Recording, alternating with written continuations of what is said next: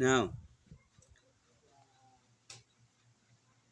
sa topic na ito mga igsuon, tong topic ganina na the power of praise. Sa power of praise na ay part dito, or na ay part diri dito sa Acts chapter 16, nga sa mga panagdaig na ito nga ay purpose ang atong mga panagdaig. Sa Isaiah chapter 43 verse 21, nagingon ng pulong sa Ginoo, the people I have formed for myself that they may proclaim my praise. Ang mga tao kong gipirma para magproklamar sa akong mga panagdaig.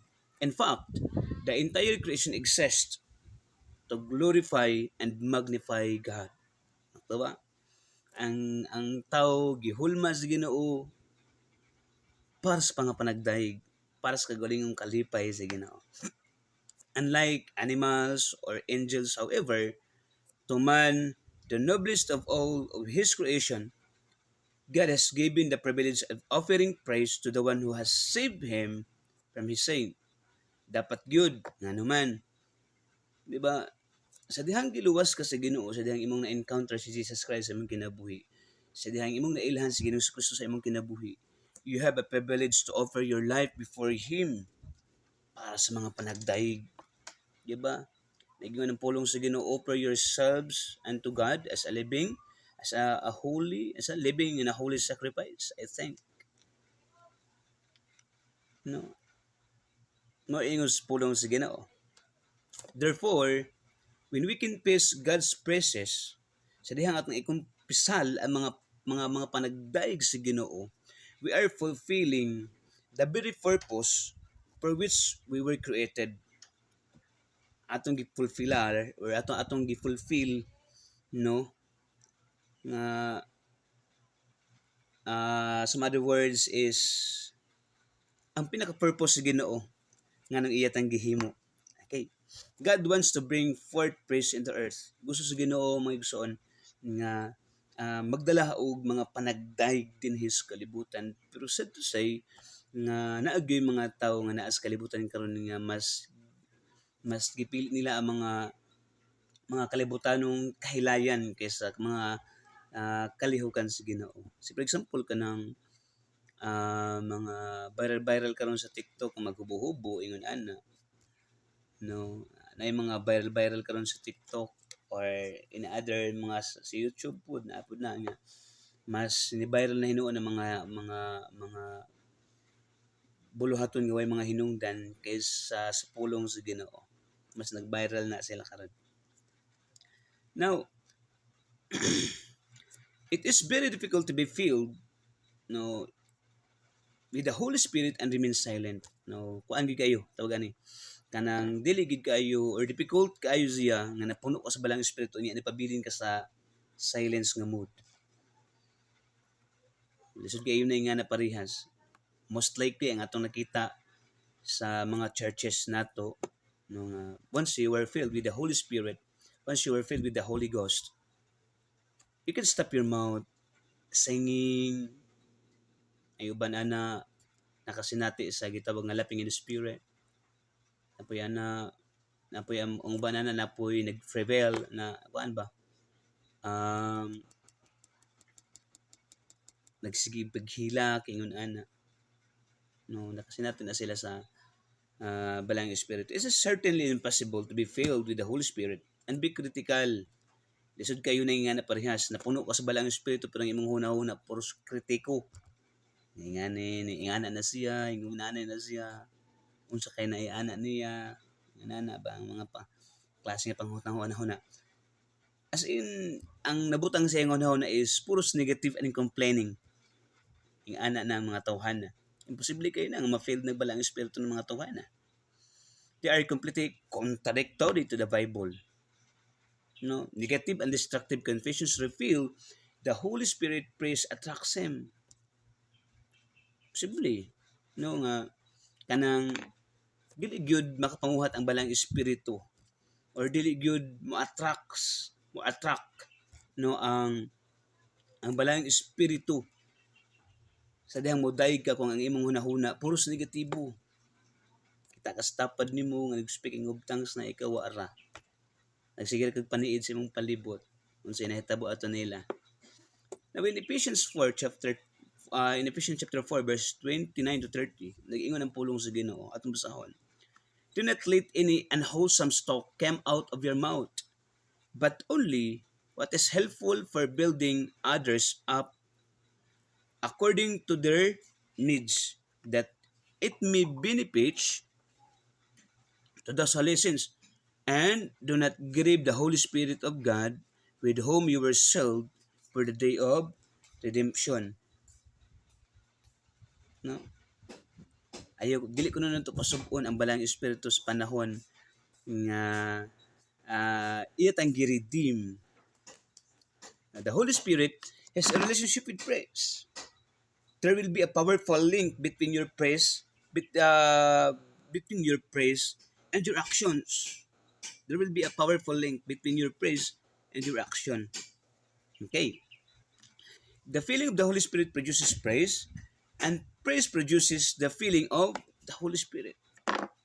Na ay gitawag na ito nga interaction between praises and actions.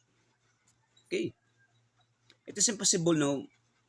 Imposible kaayo nga maingon ang usa ka tawo nga hallelujah, praise the Lord sa Ginoo niya. Siya mismo wala kasi natin sa pagkamayo sa Ginoo sa iyang kinabuhi. Amen. Okay.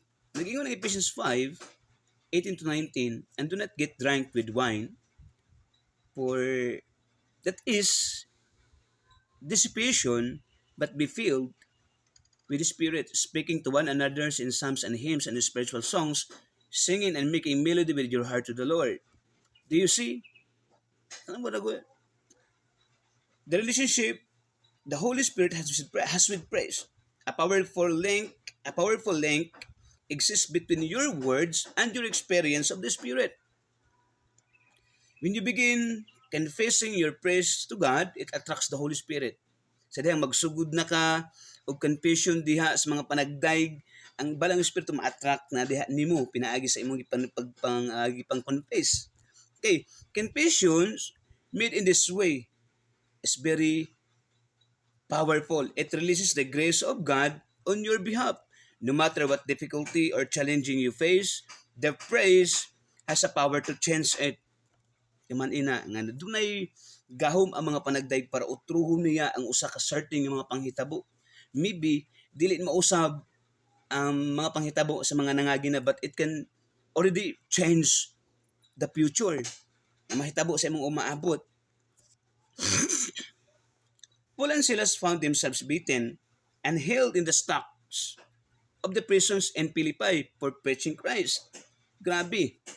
Ang ilang nasinati sa unang kapanahonan sa dihang ilang giwali sa Kristo, sa dihang ilang giwali ang kaluwasan sa tibuok nga lugar nga ilang giadtuan, grabe ang ilang nasinatian. Kasi nati sila gikulata sila, gibakos, gibunalan, gipreso, nangalunod. Grabe ang ilang mga kaagi. Pero karon, mga Kristohanon karon, imbis kay sayo na lang kaayo ang pagmantala sa pulong sa Ginoo, they were lazy to do something. No, pulo kayo ang mga Kristohanon nga mumantala sa pulong sa Ginoo karon. Their backs were bleeding. No, nagdugo ang ilang mga likod. Kung imong basahon ang kasinatian ni Paul, ni Pablo, no, dili ra si Pablo maigsuon ang nakasinati ingon ani gani ang halos tanan mga apostoles na Ginoong Kristo nakasinati ingon ani nga mga panghitabo. So Stephen gibuno siya og bato, or as in namatay siya pinaagi sa tungod kay gibuno siya og mga bato sa mga tawo nga nagpalibot niya. Tungod kay ang mga tawo nga nagpalibot niya, they were think nga si Pablo, si Stephen is iyang gi-blaspheme ang God. No? Grabe ang ilang mga kasinatian sa unang kapanahonan. God was attracted by their confessions and praise, and suddenly power from heaven worked on their behalf to change the impossible situation. Diba? Usab. There will be a suddenly power from heaven work on their behalf to change the very impossible situation. para pag-usab sa mga mga imposible nga mga sitwasyon. See, as what I have said earlier, nag-ingon ko nga ang mga panagdaig or ang gahom sa mga panagdaig posible nga makausab sa imposible na kaayo nga mga sitwasyon. Di ba? You have your problem, ang nakabala mo na ito mga igsuon. Kaya na ate mga problema mga ipang-atubang sa mga kinabuhi. We have encounter a lot of circumstances, problems, struggles no, sa atong mga kinabuhi. Imbis nga mutan ta sa atong buhi nga Dios, tungod kay dako siya. Dako siya nga Dios nga atong gialagaron. Usahay ang mga problema nato mas madako pa hinuon kaysa sa atong Ginoo nga moay musulbad sa atong mga problema. That's it. Instead, you are confessing something good, great before the Lord. Ang mabungat sa itong mga baba is puros mga kapait. That's why, maunay na hitabo sa imong kinabuhi, puros kapait. At ang mga kinabuhi, puros kapait. Mao man ay nigawa sa itong mga baba. The way you think, the way you talk, na maugid na mahitabo sa imuhang kinabuhi. Now, when you pray, sa dihang kita mudayeg sa Ginoo, in adversity, you are not thanking Him for the situation, but for His sovereignty in the certain situation. Sa to, sa dihang imong gidayeg ang Ginoo, wala ka nagpasalamat. No, you are not thanking Him for the certain situation. Wala nimo gidayeg ang Ginoo tungod kay giluwas ka sa Ginoo sa mga kalisdanan, pero gidayeg nimo ang Ginoo tungod kay ang Ginoo gamhanan nga mao nagpalingkawas nimo anang mga problema. He is not responsible. Listen. He is not responsible for evil things that happens in the world. Dili siya may responsibilidad ana kana mga calamities nga nahitabo sa atong kalibutan, no? Mga kanang mga pandemic, no? Mga pestilence. Dili na siya pero gitagna na lang daan sa Ginoo, mahitabo gid na siya. Okay. When you praise God regardless of your situation, you are recognizing His authority over all things, thus releasing His power into your circumstances to work on your behalf. Ang otoridad over all things, thus releasing the power in your circumstances. Makita na diya. Makita nimo nga ang Ginoo mamuhat na sa imong mga problema sa panahon nga ikaw mudaig sa Ginoo. Sa panahon nga ikaw muduol sa Ginoo, sa panahon nga ikaw musimba sa Ginoo, sa panahon nga ikaw magampo sa Ginoo. God can change the very impossible situations through your praise. Now, dito sa panahon nga napreso si Paul ug Silas, through the darkness of that prison, above the groans and sufferings came every unusual sound. No one had ever heard them praising God in that place before. Luke records the prisoners were listening. Or sa lahat ng pag-istorya, kato mga prisoners nga nakabati sa ilang mga panagdaig, wala pa sila kabati ato sukad masukad, kato pa lang. Mao ni gisuwat ni Lucas sa diyang gisuwat ang Acts. The prisoners were listening, namati sa ilaha ang mga piniriso, mga binilanggo. These prisoners initially thought Paul and Silas were just like them. They thought they were fellow sufferers. No, nagunaw na sila nga kanik nga mga kauban na namo sa mga pag-antos ni. Fellow victims in life, beaten and bruised. They appeared into different to anyone else in the prisons. They all shared the same. They all shared the same outer circumstances. But we na human diha. That is where the similarity indeed, and it is how they would have thought until Paul and Silas opened their mouths. So dito na namuhat ang Ginoo sa dihang ilang pisal gi-confess ang mga panagdaig. What came out of their mouth told them that these men weren't prisoners at all. Pakita nila Paul ug Silas pinaagi sa ilang mga panagdaig ug pagsimba sa Ginoo nga sila dili mga binilanggo. They were different. They were in a prison, but they were free. You see what I mean? This is what I mean. Bisag tuod naa sila sa presuhan, bisag tuod sila binilanggo, pero diha kang Kristo sila libre kayo. They were free. Sometimes Christians fail in this way. Masinati nila ningon ani parehas nga panaid nila kanang they were stuck in a certain situation sa kapait sila mga kinabuhi, but God's help is always present for you, para nimo, para makalingkawas ana nga a klase nga mga sitwasyon. You see, when people met you for the very first time, as they assume you were just like him.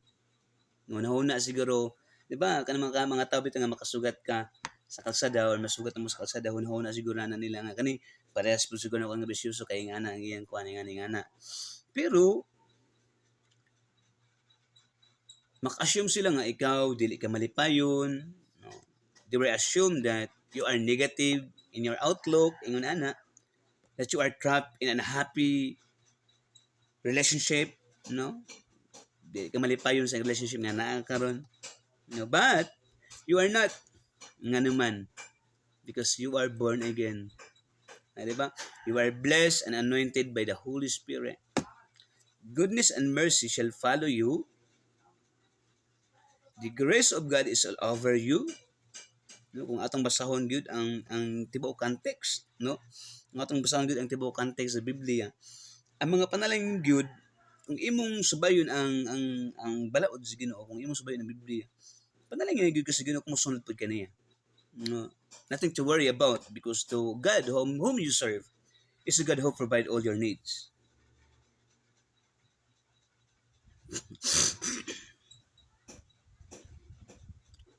If Paul and Silas had remained quiet, they have been unrecognizable from anyone else.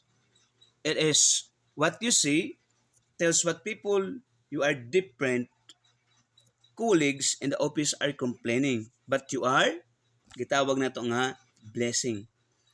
The drivers around you in the traffic jam or cursing while you are depressing. Pwede man gud na nga mintras kung nag-drive kag mga sakyanan, pwede ba ka magdaig sa Ginoo? Yan ay mga tao nga kanang mutong nimo, na ay mga tao nga moatay mo negatibo, na ay mga tao nga magsigig boy gistroy nga dili maayo.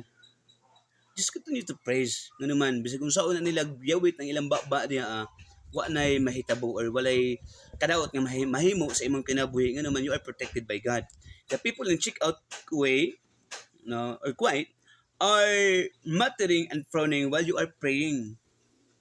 Mintas nagampo ka, you are protected by the Lord. Mo nang there's no need to worry sa mga tao nga nagpalibot nimo, even though the other negatives. But kung nagpadayon kag ampo sa Ginoo, those things will not going to happen over you. Okay. Satan is not omnipotent. Atong kimanan nga si Satanas, dili na siya omnipotent. When we say omnipotent, he is possessing all power. So si Satanas, dili siya omnipotent tungod kay ang iyang gahom limitado ra man og pangutana, kinsa may naghatag og gahom kang Satanas? It was the persons who had been adopted the cultures of the darkness. Katong mga tawhana, mao'y naghatag og gahom ni Satanas, katong mga tawhana. He threw Paul and Silas into prisons, but that is all that he could. Maura to'y nabuhat ni Satanas ang paglabog kang Paul o kang Silas dito sa kinailaman, pero dili pwede kuhaon ni Satanas ang kinabuhi ni Paul o si Silas. He may be have thrown into you into a presence of difficult circumstances, pwede nga makaagi ka og nagkalain-lain mga mga problema sa imong kinabuhi, pero tama ra na diha. Tama na gina diha. What goes on in your spirit is very different matters. Remember, what goes on in your spirit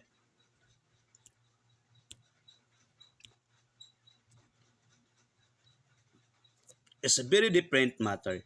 Comes out of your mouth is up to you. Ang tanan nimong gipanulti, ang tanan nimong ang tanan nga nahitabo ang tanan nga nahitabo sa imong kinabuhi is nagsumikad na sa imong baba. Kung unsa imong gibuhian, mao ni mahitabo sa imong kinabuhi. So it is very dangerous no nga magpatakar ta og buhi sa itong mga baba without um tawag ani kana bitawng without muni-muni or gitawag nato nga think twice before you talk. Okay. These are things he can touch. You determine them, no? Nga kato mga tawhan na dali ra kayo or dali ra kayo mo mahibaw-an tong mga tawhan ng nag-utter nimo og negatibo.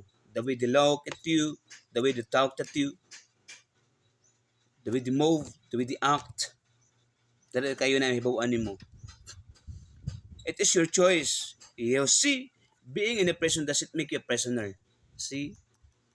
Being kung naa ka sa certain situation nga paniid nimo lisod kaayo ka, paniid nimo naa ka sa sitwasyon nga um, sa kalisdanan nga mga sitwasyon, but God will do something nga makalingkawas ka ana nga mga sitwasyon. Dito kay piniriso na gid ka diha nga mga sitwasyon dili. Paul and Silas were in a prison, but not once does Luke refers to them as a prisoner. On several occasions, however, Paul described himself as a prisoners of the Lord. I-describe ni Paul ang iyang kagalingon ingon siya nga piniriso siya sa Ginoo. Dili siya piniriso dito sa prison, kundi piniriso siya sa Ginoo. For this reason, I Paul, the prisoners of Christ mo na giingon niya sa Ephesians 3:1. As a prisoners of the Lord, then I urge you to live a life worthy a calling you have received. Mao na giingon po ni Pablo dito sa Efeso 4:1.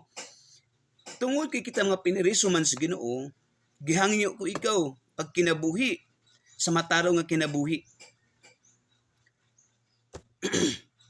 Sa worthy sa calling imong nadawat diha ang Kristo. If you are a prisoner of Jesus Christ, you can't be a prisoner to anyone else. You can't be a prisoner to anyone else. Kung ikaw piniriso or kung ikaw binilanggo na diha ang Ginoong Kristo, you can't be a prisoner to anyone else. Dili ka pwede magapos or dili ka pwede ma-compromise sa kalibutan. If your allegiance has passed from sin and set unto Christ, you are now under the protections and lordship of His ruler in your life. You answer to Him. True freedom is something on the inside of you. Ang tinuod nga kagawasan makita di sa mong kasing-kasing. Nga naman. The way talk, no, kung unsa gani na sa kasing-kasing nimo mao po na imong ipanulti. Kung puros gani ni kadaot ng imong kasing-kasing mao po na imong ipanulti. Dili sa mga tawo nga nagpalibot nimo. It's not you defined by your circumstances. Paul and Silas were actually existing inside that prison as a free man because whom the Son sets free is free indeed. Di ba? Regardless of where you are, if you are a captive to the will of God, you can't be a captive to anyone or anything else. Kung nahimo kang captivated na ka ni Ginoong Hesus, kung captivated na ka diha ni Kristo, dili ka pwede makaptive dito sa mga kalibutan ng mga butang. Like vices, like mga kalibutan ng mga kalihukan. It's like that. Jesus is prior to claim on you and He knows how to take care of His own. So there's no need nga imong manduan ng Ginoo nga timanon ka, hatagan ka sa tanang panginahanglan tungod kay sa wala pa nimo pangayua ang mga butang, God knows everything. Kabalo na ang Ginoo nga mangayo ka ana nga mga butang.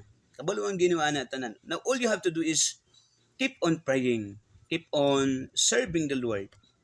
Ano siya? Now, when you realize this truth, no, the freedom on the inside of you is able to exert itself on the circumstances around you. Paul and Silas maybe have been in a prison, but more significantly, they were in the will of God. The will of God, no, kung imong panid-an ang will sa Ginoo mong Diyoson is kana ba lisod kayo siya buhaton. Lisod mo kayo siyang sundon tungod kay lisod kayo pud mo siyang tumanon, no, daghay mga apan sa atong mga kinabuhi, no, not just even to the ordinary people, no, mga members sa church, but also to the pastors pod nga nagtamod sa pulong sa Ginoo. The greater force operating in their lives, it was the determining power, and as they began to praise God, they were expressing faith in that power. Yung sa dihang sila nagsugod, sa dihang si Paul Silas nagsugod sa mga panagdaig sa Ginoo, they were expressing faith in that power. Ilang na-expressar ang ilang pagtuo sa Ginoo. Ginubanan sa ilang pagtuo na agi ganang kang word nga gahom nga mikunsad sa ilang pagtuo. As a young man, ingon nga ako, bata pang nangalagad sa Ginoo, kay pilahay pa man in taon sad, sa akong pagka-convert, no, mga 9, mo napulo na ko katuig karon sa Ginoo this coming December 12. Mo napulo na ko katuig karong December 12 nga nangalagad sa Ginoo. Mao nang bata pa kaayo ko, 10 anyos pa ko sa Ginoo. I learned this early in my life. Both my parents were gravely ill, and I found myself sick and anxiety for them. No, particularly as neither of them knew the Lord at that time. No, ang akong sa panahon nga bago pa kong convert sa Ginoo, nahinumduman ako nga akong mga ginikanan pod wala pa nangalagad sa Ginoo. Or baga kuan gid mi kanang iyahay migsimba. Ako si Kuya diri mi sa born again nga simbahan niya ang akong mga ginikanan no akong mga kaigsunan uban diri sa IFI nga sa simbahan. So buwag gid mi nga ang mga kasinatian no panahon sa akong pagka-convert. And dili pud basta-basta ang akong pagka-convert mga suon tungod kay sa akong mga kagikan, akong mga naagihan, sa akong mga kasinatian sa kalibutan sa unang kapanahunan. This is just a sort of a testimony, no, pero ang akong naagihan sa kalibutan is dili siya maayo nga panag-ingnan. Before I am addicted of drugs, no, kanang subo, ana, no, I was addicted. Then mga inom, babae, ana, naadi ko sa unang kapanahonan. So the story of my life is was not easy. Before ko na-convert, gabi kadaghan mga pagsuway nga akong nagian sa kalibutan. The simple truth of power of praise came from is a revelations of my downcast spirit. Ito mga revelation sa Ginoo sa akong kinabuhi, katong tanan nga naagihan sige naagihan ako sa akong pagkaako sa panahon nga una nga lagad sa Ginoo. I was downcast as in. Okay. Now, sa power of praise, dili ra purpose kung dili naapoy gitawag na to nga the victory of praise. Naapoy gitawag na to nga victory of praise. Now, sa victory of praise, as soon as you are in the praise, you are in the victory. Sa panahon nga ikaw naa ka sa mga panagday, naa ka sa gitawag na to nga kadaugan, kalampusan. David says that God inhabits the praises of His people. Mao ni giingon ni King David dito sa Salmo 22 versikulo 3. Praise attracts His presence and favor and power. Satan is repelled by praise, but God is attracted to it. God surrounded Himself with praise. Kay kanang mga anghel nga naas langit nga nagpalibot sa Ginoo, kanang mga tuhan na kanang mga anghel nga nagpalibot sa Ginoo, padayon na sila nagdaig sa Ginoo over and over again. We see the revelations of God in the Bible. We find creatures surrounding His throne with praise and worship. Tanan mga tao nga nagpalibot or tanan mga anghel nga nagpalibot niya dito sa iyang trono, nagdaig na sa Ginoo. Muna giingon ni Isaiah sa iyang testimony. Muna giingon ni Isaiah chapter 6 verse 1 to 3. Nag-ingon siya, in the year of King Uzziah died, I saw the Lord seated on the throne, high and exalted, and the train of his robe filled the temple. Above him were seraphims, mga seraph, each with 6 wings. With 2 wings, they covered their faces. With 2 covered their feet. And with 2 they were flying. And they were calling to one another. He says something. Holy, holy, holy is the Lord Almighty. The whole earth is filled of His glory. No? So, kung unsay nakita dito ni Isaiah, maupoy nakita ni John sa Revelation chapter 4 verse 6 to 8. Nga kung unsay nakita nito katong mga anghel nga nagdaig sa Ginoo, katong mga tao or mga anghel nga nagpalibot sa Ginoo dito sa iyang trono, maupoy nakita ni John sa Revelation chapter 4 verse 6 to 8. In the century, mauto pa ni John, in the century around the throne were 4 living creatures, and they were covered with eyes in front and in back. The first living creature was like a lion. The second was like an ox. The third had a face like a man. The fourth was like a flying eagle. Each of the 4 living creatures had 6 wings and was covered with eyes all around. Naghay mga mata, nagpalibot niya. Even under his wings, day and night, they never stop saying, Holy, holy, holy is the Lord God Almighty, who was and is to come. So maunay padayon nila yung ginaawit at tubangan sa Ginoo.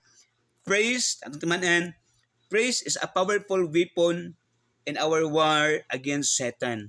Maunay pinakamaayo nato nga weapon against sa atong pagpikigsangka kang Satanas. A fool that defeats his operation. Ngano? Sa tanang mga kastuhan nga nangalagad si Ginoo, Satan had a plan for you nga iya kang gubun, nga iya kang i-distract, mawala ka sa pagpangalagad si Ginoo. Satan has no weapon against praise. Wala siya mga hinagiban para maundang niya ang mga panagdayeg si Ginoo. Nothing that can counteract it. No, way mga hinagiban nga pwede niya magamit para maundang ang gitawag na ito ang mga panagdahi. Prayer should be the normal mode of existence for the believers. Yes, that would be normal sa mga Kristohanon na ito nga pras na ko nga Kristohanon nga nagkinabiuyon sa kububuton sa Ginoo. Kaya mga panagdaig, that would be a normal mood, no? Nga nag-exist ka sa kalibutan nga naay kay panagdaig sa Ginoo. We all experience times of grief during the course of our life. This is common, and grieving can be a healthy process in coming to the terms with loss. The problem occurs when people get stuck in their grief. Ang mga problema occurs na siya sa panahon nga ang tao ma-stuck diha sa gitawag nga kagul-anan. Balis or gitawag nato nga kamingawan, no? Mao nagiingon ni King David na even though I walk into the shadow of death, I will mo ba na? Valley of the shadow of death, I will fear no evil. No, valley are for traveling through, not camping in. David said, even though I walk through the valley of the shadow of death, I will fear no evil. Mao na giingon sa Psalms 23 verse 4. This is what another psalmist wrote. Mao ni sa lain pod nga bahin na apoy gisuwat si King David sa Salmista David diri sa Salmo 84 verse 6. Mao ni giingon diya as they will pass to the valley of Baca or weeping, kanang word nga Baca, kanang word nga weeping sa lain translation sa Hebrew gitawag na siya og baka or weeping. They make it in a place of spring. No? Baka, weeping. No, sa panahon nga kita magul-anon, sa panahon nga kita naa sa mga panaghilak, David encourages us no nga dili ta mapabilin sa diha nga sitwasyon. There will be times when we have to pass to the valley of weeping. And you may be there right now. But just keep walking. No, dili mas tanang panahon nga maglakaw magutas kalibutan. Pulos mga kagulanan. Siyempre, naapoy panahon nga magkatawa ta, malipay ta. Pero not at all times nga malipay pud ta. Manusbano sa na siya. Padayon ra. Don't stop and soon you're weeping. Pero kabalaka. Nga naman, it will be replaced with rejoicing. The Word of God says that weeping may remain for a night, but rejoicing comes in the morning. Maunay giingon ni Salmista David sa Salmo 30, versikulo 5. Nung rejoicing comes in the morning. Maabot ang mga kagulanan sa panahon sa kagabion. Pero ang panahon pod sa mga panagmaya, panahon pod sa kabuntagon. God bless and marajaw na udto sa tanan.